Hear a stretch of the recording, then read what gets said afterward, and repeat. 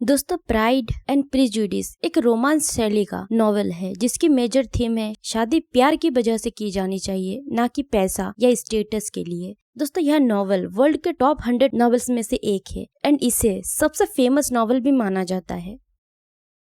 दोस्तों, मिस्टर और Mrs Bennett अपनी 5 बेटियों के साथ लॉन्गबर्न नाम के टाउन में रहते थे। उनकी सभी बेटियां अभी अनमैरिड थी। उनके नाम हैं जैन, एलिजाबेथ, मैरी, किटी और लीडिया। मिसेस बेनेट अपनी बेटियों की शादी के लिए टेंशन में रहती थी। एक दिन मिसेस बेनेट को पता चलता है कि चार्ल्स बैंगली नाम का एक रिच पर्सन नीदरफील्ड पार्क नाम के स्टेट में रहने आया है, जो उनके घर से थोड़ी ही दूर था। मिसेस बेनेट यह खबर सुनकर एक्साइटेड हो जाती है और वे सोचती है कि अगर चार्ल्स उनकी किसी बेटी को पसंद कर ले तो बहुत अच्छा रहेगा। इसीलिए वे मिस्टर बेनेट को जिद करके चार्ल्स बैंगली के यहाँ एक सोशल विजिट के लिए भेज देती है। चार्ल्स बहुत ही मिलनसार नेचर का पर्सन था और वह मिस्टर बेनेट से बड़ी गर्मजोशी के साथ मिलता है। दोस्तों, इसके बाद चार्ल्स एक असेंबली हॉल में वॉल का डेकोरेशन करवाता है जिसमें सारे विलेज के लोग इनवाइटेड था। दोस्तों, इस पार्टी में सब लोग चार्ल्स के बहनों कैरोलिन एंड लुइसा से भी मिलते हैं और चार्ल्स के साथ उसका क्लोज फ्रेंड डार्सी भी आया हुआ था और कहा जाता है कि वह चार्ल्स से भी रिच था। चार्ल्स को सब लोग उसके चीयरफुल नेचर की वजह से पसंद करते हैं। वह मिसेस बेनेट की बड़ी बेटी जैन की तरफ अट्रैक्ट होता है और उसके साथ डांस भी करता है, लेकिन उसका दोस्त डार्सी बहुत सीरियस नेचर का होता है। वह जेन की छोटी बहन एलिजाबेथ के साथ डांस करने से भी मना कर देता है। फिर दोस्तों, सब लोग उसे घमंडी और रूड नेचर का मानने लगते हैं।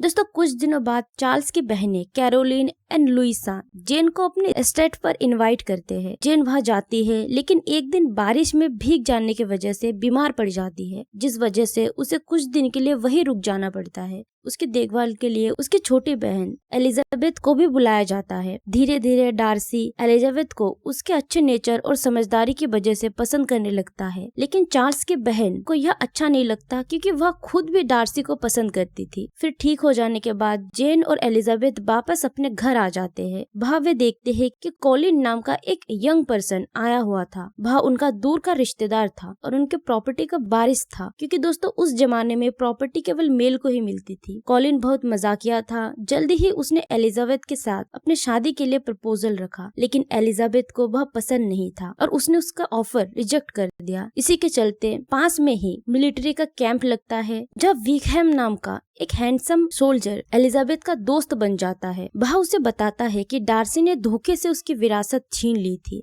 इससे एलिजाबेथ को डार्सी और बुरा लगने लगता है।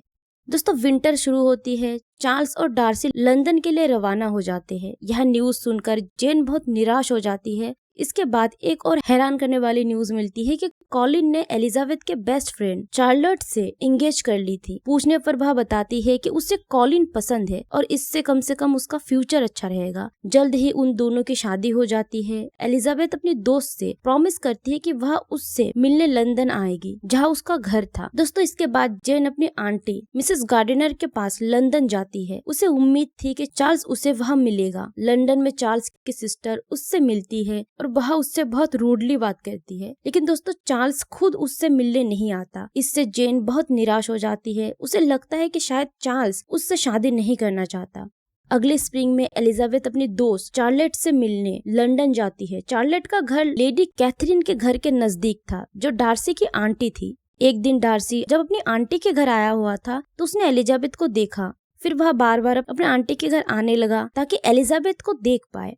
फिर दोस्तों, एक दिन वह एलिजाबेथ से मिला और उसके सामने शादी का प्रपोजल रख दिया। यह सुनकर एलिजाबेथ हैरान रह गई। उसने उसी वक्त उसके प्रपोजल को ठुकरा दिया और खरी खरी सुनाई। उसने कहा कि वह उसे जरा भी पसंद नहीं करती क्योंकि वह घमंडी इंसान है। उसने ही चार्ल्स को जेन से दूर किया था और उसने ही विकहैम की विरासत भी धोखे से छीन ली थी। यह सब सुनकर डार्सी चुपचाप वहां से चला गया, लेकिन बाद में वह एलिजाबेथ को एक लेटर भेजता है। उसने लेटर में बताया कि हाँ, उसने चार्ल्स को जेन से दूर किया था क्योंकि उसे उन दोनों का रोमांस सीरियस नहीं लगा था और इसमें एलिजाबेथ के फैमिली के कुछ लोगों की भी गलती थी, जो सिर्फ अच्छे घर के लिए जेन की शादी चार्ल्स से करवाना चाहते थे। शादी प्यार का रिश्ता होना चाहिए, न कि बिजनेस जैसा लेन देन। अगर वे दोनों एक दूसरे से सच में प्यार करते होंगे तो यह दूरी इन्हें इसका एहसास करवाएगी और उन्हें अपने इस रिलेशनशिप को ठीक से समझने के लिए टाइम भी मिलेगा। लेटर में डार्सी ने आगे बताया कि विकहेम की विरासत उसने नहीं छीनी थी और उसने एलिजाबेथ को सब झूठ बताया था। असली कहानी कुछ और ही थी। दोस्तों दरअसल विकहेम का फादर डार्सी के फादर का सर्वेंट था। डार्सी के फादर ने दया करके विकहेम के नाम कुछ प्रॉपर्टी कर दी थी, लेकिन विकहेम ने डार्सी की 15 साल की सिस्टर को भगा कर ले जाने की कोशिश की ताकि उसे भारी भरकम दहेज मिल जाए। उसकी वजह से नाराज होकर डार्सी के फादर ने उसे उसके हिस्से से बेदखल कर दिया था। यह लेटर पढ़कर एलिजाबेथ का डार्सी के प्रति हृदय परिवर्तन हो गया। उसे लगा डार्सी इतना बुरा नहीं था जितना वह समझ रही थी। उसे अपने घर वालों पर शर्म भी आ रही थी, क्योंकि यह सच था कि उसकी माँ जेन की शादी चार्ल्स से करवाने के लिए उतावली थी ताकि उसे अमीर घर मिल सके। डार्सी ने ठीक ही कहा था कि शादी दिल का रिश्ता होना चाहिए।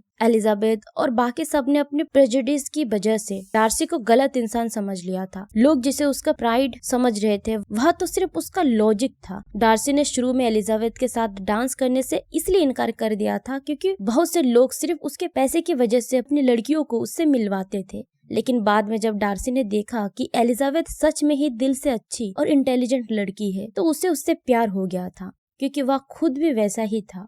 दोस्तों फिर घर वापस लौटकर एलिजाबेथ ने विकहेम को ज्यादा घास नहीं डाली, क्योंकि अब उसे उसकी सच्चाई पता चल चुकी थी। एक दिन मिलिट्री कैंप वहां से जाने लगा। इससे बेनेट्स की छोटी बेटी लीडिया बहुत परेशान हो गई। वह विकहेम को बहुत चाहने लगी थी। उसने अपने फादर से कहा कि उसे ब्राइटन जाने दे, जहां उनकी फैमिली फ्रेंड रहते थे। दोस्तों दरअसल वहां जाकर वह विकहेम से मिलना चाहती थी, क्योंकि उसकी रेजिमेंट अब ब्राइटन में पोस्टेड थी। अगली समर में एलिजाबेथ फिर से लंदन जाती है। इस बार वह अपनी आंट गार्डनर के पास रुकती है। एक बार गार्डनर पेम्बरले जाते हैं, जो डार्सी का खुद का एस्टेट था। एलिजाबेथ को पता चलता है कि डार्सी बाहर गया हुआ था, इसीलिए वह वहां जाने के लिए राजी हो जाती है। पेम्बरले एस्टेट को देखकर उसकी आंखें फटी की फटी रह जाती है। यह दिखने में एकदम महल जैसा था और वहाँ बड़े बड़े गार्डन्स थे। और वहाँ के सर्वेंट ने बताया कि उनका मालिक डार्सी बेहद दयालु और खुले दिल का था और हमेशा उनकी हेल्प किया करता था। फिर दोस्तों अचानक तभी डार्सी वहाँ आ जाता है और वह उन सबसे बहुत ही पोलाइटली मिलता है और उनकी बहुत खातिरदारी करता है।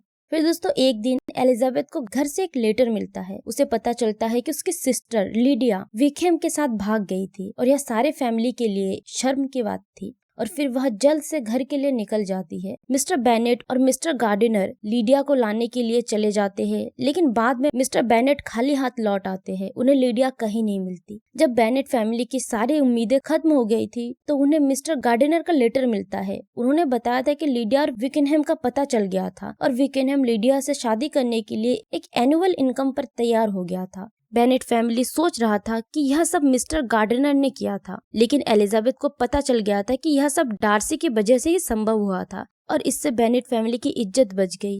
शादी के बाद विकहेम और लीडिया सबसे मिलने घर आए, लेकिन बेनेट फैमिली उनसे ज्यादा खुश नहीं हुए। इसके बाद उन्होंने विदाई ली और नॉर्थ इंग्लैंड के लिए निकल गए, जहाँ विकहेम की नई पोस्टिंग हुई थी।